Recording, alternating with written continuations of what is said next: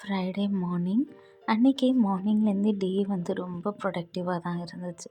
நம்ம மாடி தோட்டத்தில் கொஞ்சம் க்ளீனிங் ஒர்க்லாம் இருந்துச்சு. ஸோ பிளான்டர்ஸ்லாம் மெதுவாக நகர்த்தி வச்சுட்டு ஃபுல் கார்டனிங்கே வந்து க்ளீன் பண்ணி ப்ரூம் பண்ணி விட்டாச்சு.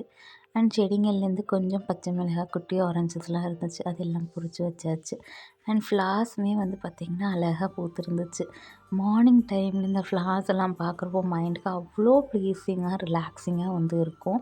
அண்ட் செடிங்களுக்குமே தண்ணி விட்டாச்சு. அன்றைக்கி மழை வர மாதிரி தான் இருந்துச்சு. பட் இருந்தாலும் பரவாயில்லன்னு கொஞ்சம் செடிங்களுக்கு தண்ணி விட்டாச்சு.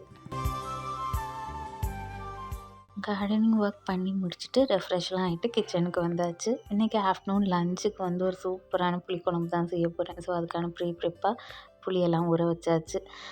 இப்போது வந்து வெயிட் லாஸில் இருக்கிறதுனால மார்னிங் பிரேக்ஃபாஸ்ட் வந்து எதுவும் எடுத்துக்கிறது இல்லை. போரிட்ஜ் மட்டும்தான். இந்த போரிட்ஜ் வந்து பார்த்திங்கன்னா ஒவ்வொரு நாளைக்கும் ஒவ்வொரு டைப்பில் எடுத்துப்பேன். இது வந்து மிக்ஸ்டு மில்லட் போரிட்ஜ். இது வந்து வீட்டிலேயே ரெடி பண்ண மாவு தான். அண்ட் ஒரு நாளைக்கு ராகி போரிட்ஜ், ஒரு நாளைக்கு வந்து கம்பு போரிட்ஜ் இந்த மாதிரி எடுத்துப்பேன்.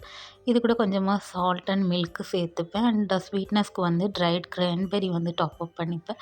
அண்ட் இது கூட ஒரு 3 ரஸ்க் வந்து எடுத்துப்பேன். இன்றைக்கி வந்து எலைட் பிராண்ட்லேருந்து எல்லாச்சி ஃப்ளேவர் ரஸ்க் தான் வந்து எடுத்திருந்தேன். அண்ட் இது கூட கொஞ்சமாக அப்பா வந்து சக்கரை வரட்டி வந்து வாங்கி வச்சுருந்தாங்க. இது டயட்டில் எடுத்துக்கக்கூடாது தான். பட் இருந்தாலும் எனக்கு அது ரொம்ப பிடிக்குன்றதுனால கொஞ்சமாக அதுவும் எடுத்துகிட்டு கொஞ்சமாக ட்ரைட் கிரான்பெர்ரி வந்து டாப் அப் பண்ணி பிரேக்ஃபாஸ்ட் வந்து முடிச்சாச்சு.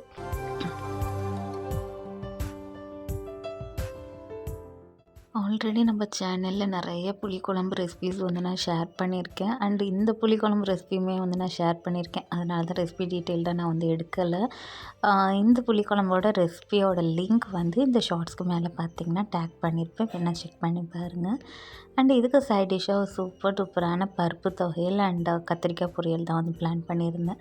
இந்த பருப்பு தொகையலோட ரெசிபி வந்துட்டு ஃப்யூச்சர் ஷார்ட்ஸில் வந்து நான் ஷேர் பண்ணுறேன். அதே மாதிரி கத்திரிக்காய் பொரியலோட ரெசிபியுமே ஷேர் பண்ணுறேன். இந்த கத்திரிக்காய் பொரியல் வந்து பார்த்திங்கன்னா ரொம்ப ரொம்ப சிம்பிளாக செஞ்சிடலாங்க.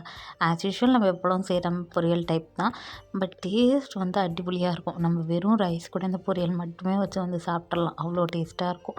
நான் சின்ன கடாயில் எடுத்து செய்யும் அது பத்தவே இல்லை. அதனால் உடனே ஒரு பேனுக்கு வந்து நான் சேஞ்ச் பண்ணிவிட்டேன். சைமல்டேனியஸாக நம்மளோட புளிக்குழம்பு சூப்பராக ரெடி ஆகிடுச்சு. இன்றைக்கி லன்ச் வந்து பார்த்திங்கன்னா ரொம்ப சிம்பிள் லன்ச் தான். பட் எங்களோட ஃபேவரட்டான லன்ச் மெனு என்ன லன்ச்சுன்னு சொல்லி பார்த்துடலாம். சின்ன வெங்காயம், மலை பூண்டு போட்டு செஞ்சு புளிக்குழம்பு, பருப்பு தொகையல். இந்த புளிக்குழம்பு ப்ளஸ் பருப்பு துவையல் வந்து அடிப்பொலி காம்போ. அண்ட் அது கூட கத்திரிக்காய் பொரியல். அண்ட் நைட்டு டின்னருக்கு வந்து அப்பத்தா துவையல் வந்து செஞ்சுருக்கேன். இதோட ரெசிபியுமே நம்ம சேனலில் இருக்குது. நான் லிங்க் ஷேர் பண்ணுறேன். And white rice. அவ்வளோதான். வேறு வீடியோவில் பார்க்கலாம். பாய்.